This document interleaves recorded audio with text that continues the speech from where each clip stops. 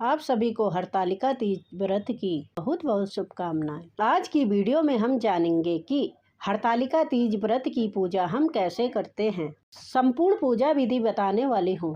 इसके साथ ही हम यह भी जानेंगे कि इस वर्ष यानी 2025 में हरतालिका तीज व्रत की पूजा का शुभ मुहूर्त कब है, पूजा की चौकी कहाँ लगानी है, कैसे पूजा करनी है और विसर्जन हमें कब करना है। यानी हरतालिका तीज व्रत के संबंध में संपूर्ण जानकारी आपको आज की वीडियो में मिलेगी, तो वीडियो को आप अंत तक जरूर देखना। तो चलिए अब हम पूजा विधि शुरू करते हैं। हरतालिका तीज व्रत के दिन शाम के समय पूजा की जाती है तो हरतालिका तीज व्रत 26 तारीख का है। 26 अगस्त को शाम के समय हम एक चौकी लगाएंगे। चौकी पर हम लाल रंग का कपड़ा बिछा लेंगे। अब इसके ऊपर थोड़े से चावल का आसन देकर भगवान गौरी शंकर के शिव परिवार का फोटो हम यहाँ पर विराजमान कर देंगे। तो यहाँ पर हमने भगवान शंकर परिवार की फोटो को विराजमान कर दिया। इसके बाद हमें कलश की स्थापना करनी है। अगर आप सामने बैठे हैं तो आपके बाईं साइड में हम इस तरह से चावल रखेंगे, उस फोटो की दाईं तरफ, और अगर आप सामने बैठे हुए तो उसके बाईं तरफ में हम इस तरह से चावल रखेंगे। चावल के ऊपर जल से भर के हम कलश रखेंगे। इस जल में थोड़ा गंगा जल डाल देंगे। इसके बाद हमें इसमें एक हल्दी, सुपारी, सिक्का, थोड़े से चावल और फूल डालने हैं। इसके बाद हम 5 आम के पत्ते लगा देंगे। पत्तों पर आप तिलक कर दीजिए।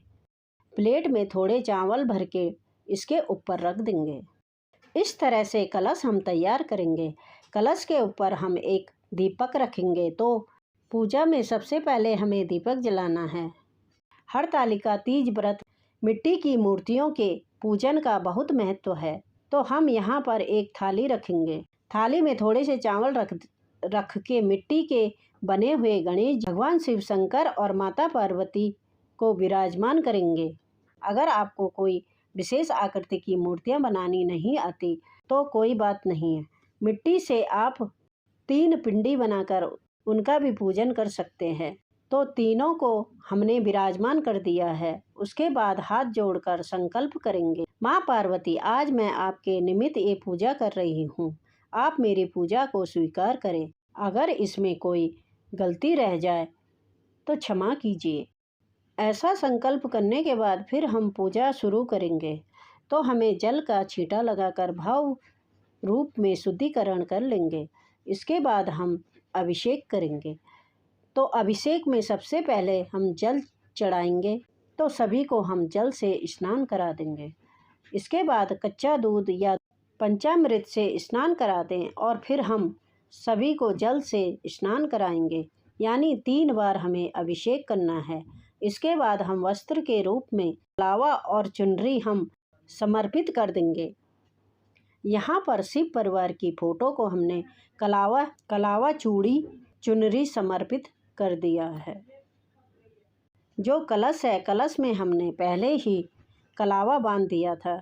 इसके साथ ही गणेश जी को, भगवान शिव को वस्त्र के रूप में मोली और जनेऊ समर्पित कर देंगे। माता पार्वती को चुनरी उड़ाएंगे। इस तरह से हम वस्त्र समर्पित कर देंगे।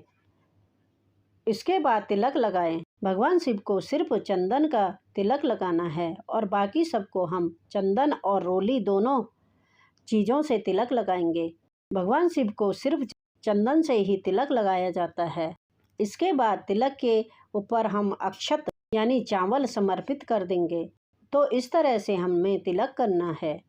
भगवान शिव को जो भी प्रिय चीज़ें हैं, जैसे बेलपत्र, भांग, धतूरा, जो भी भगवान शिव को प्रिय चीज़ें हैं वह आप चढ़ा दीजिए। बेलपत्र जरूर चढ़ाएगा। उसके साथ ही भगवान शिव का आशीर्वाद आपको मिल जाता है। हरतालिका तीज व्रत की पूजा सुहाग के लिए भी की जाती है। तो इस दिन आप माता पार्वती को सुहाग की सामग्री जरूर चढ़ाइएगा। कम ज़्यादा कितनी भी सामग्री आप ले सकते हैं, लेकिन सुहाग का सामान माता पार्वती को जरूर चढ़ाइएगा। इसके साथ ही हमें भीगे हुए चने चढ़ाने हैं, तो एक दिन पहले ही आप चने भिगो के रख दीजिए और भीगे हुए चने हम शिव परिवार को समर्पित कर देंगे। बाद में जब व्रत का पारण करते हैं तब भी हम भीगे हुए चने खाकर ही व्रत का पारण करते हैं। साथ में ही हमें फल चढ़ाने होते हैं। इसके साथ ही आटे से बनी हुई कोई भी मिठाई आप चढ़ा सकते हैं। तो यहाँ पर हम एक लोटा जल चढ़ा देंगे, दक्षिणा चढ़ा देंगे। यहाँ पर हम हरतालिका तीज व्रत की कथा सुन लेंगे। कथा सुनने के बाद जो भी हमने श्रृंगार का सामान लिया है वह सभी हम माता पार्वती को स्पर्श कराएंगे।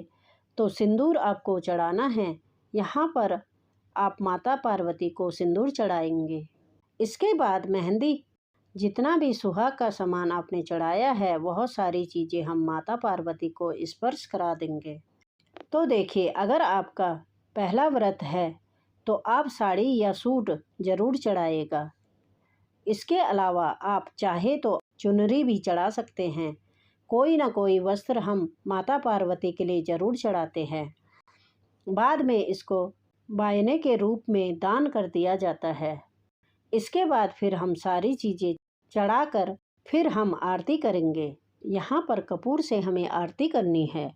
आप कपूर से आरती कर सकते हैं या अलग से आप दिया जला सकते हैं। जो हमने कलश में दिया रखा है उसको नहीं उठाना है। तो बहुत ही प्रेम पूर्वक यहाँ पर हम पहले गणेश जी की आरती करेंगे, फिर गौरी शंकर की आरती करेंगे।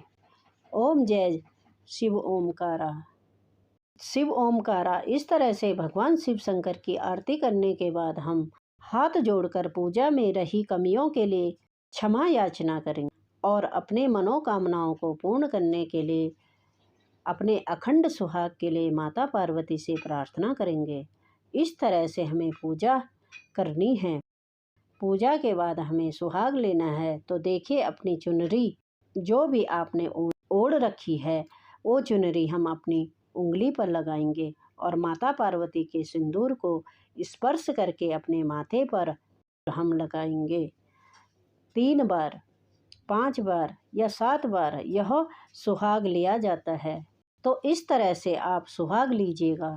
अपने सीधे हाथ में थोड़ा जल लेंगे और चौकी के ऊपर घुमा देंगे, फिर हाथ जोड़ लेंगे। इस तरह से हमारी पूजा पूर्ण हो जाएगी।